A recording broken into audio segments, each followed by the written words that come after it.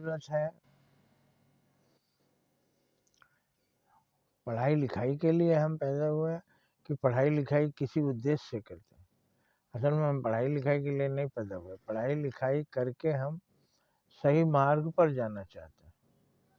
अगर पढ़ लिख कर भी आदमी सही मार्ग पर नहीं है तो उसका पढ़ना लिखना बेकार है। रावण को 10 सिर था, मैंने 10 सिर वाला कोई आदमी किसी ने देखा है तो बताया हमको। 10 सिर वाला आदमी होता ही नहीं है, तो फिर रावण को क्यों बनाए 10 सिर? हम हर साल रावण दहन भी करते हैं और देखते भी हैं 10 तो सिर हैं।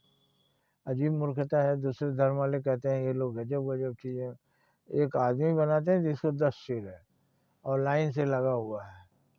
क्या चीज़ में भाई, तार से बांधा हुआ है क्या? 10 मुंह से बोलता है?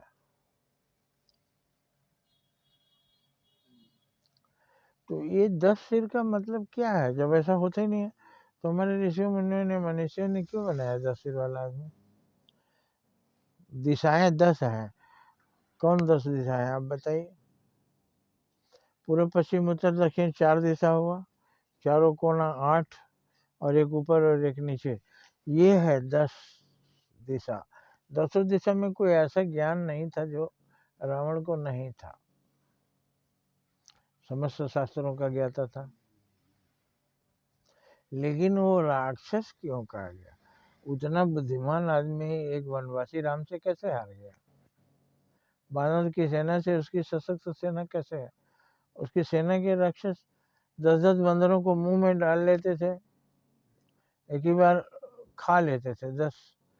लिखा है जैसा रामायण, 10 को मुंह में डाला, कोई कान से निकला, कोई आंख से निकला, कोई नाक से निकला। ऐसा कहीं होता है? आप भी 10 बंदर मुंह में डाल लीजिए, एक को कान से निकालिए, एक तो नाक से निकालिए, एक को आंख से निकालिए, निकाल देंगे।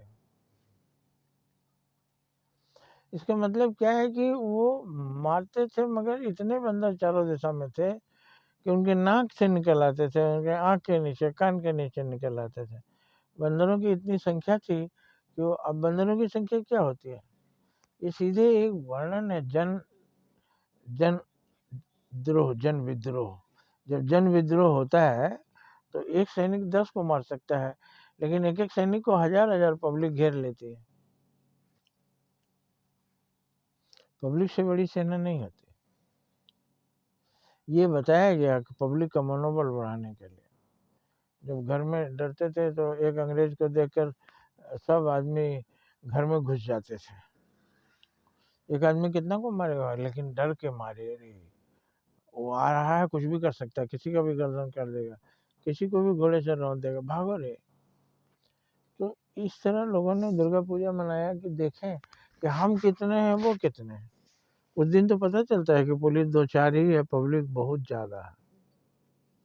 तो निडर करने के लिए, निडर जब हुए तो हमारा, तो इस तरह हमें इससे शिक्षा लेनी चाहिए। जय हिंद, जय भारत।